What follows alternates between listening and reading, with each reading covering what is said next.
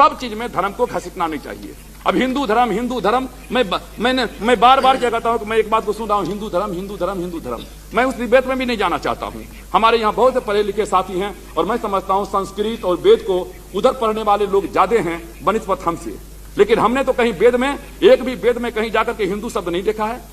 हमने रामायण 2 रामायण लिखे गए, एक रामायण लिखा गया था वाल्मीकि जी का रामायण और दूसरा रामायण लिखा गया था तुलसीदास जी का रामायण। इन दोनों रामायण में से कोई आदमी एक जगह भी हिंदू शब्द का हमको इस्तेमाल बतला दे तो मैं क्या कहता हूं, जो भी दंड के हैं हम भुगतने को तैयार हैं।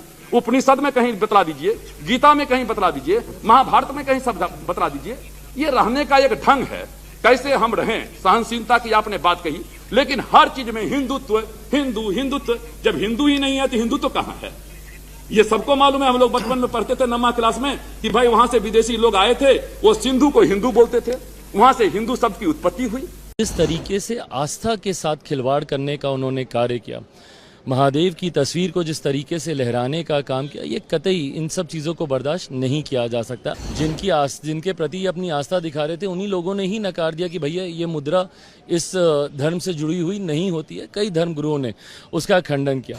मैं भी हिंदू धर्म में आस्था रखता हूँ, महादेव का मैं भक्त हूँ। ऐसे में जिस तरीके से कल उनका आचरण था, तस्वीर को लहराना, टेबल के ऊपर रख देना, उसके ऊपर कागज़ पत्री रख देना, कतई इस बात को कोई बर्दाश्त नहीं कर सकता। जिस तरीके से हिंदू भावनाओं को ठेस पहुँचाने का काम किया गया, जिस तरीके से ब्लैक एंड वाइट शब्दों में कहा कि हिंदू हिंसा को फैलाते हैं, जो लोग सनातन को एक बीमारी बताने का काम करते हैं, तो ये लोग उसी सोच से प्रभावित हैं और उन्हीं शब्दों को सदन के पटल में रखते हैं जिसको देश की एक बड़ी आबादी अस्वीकार करती है।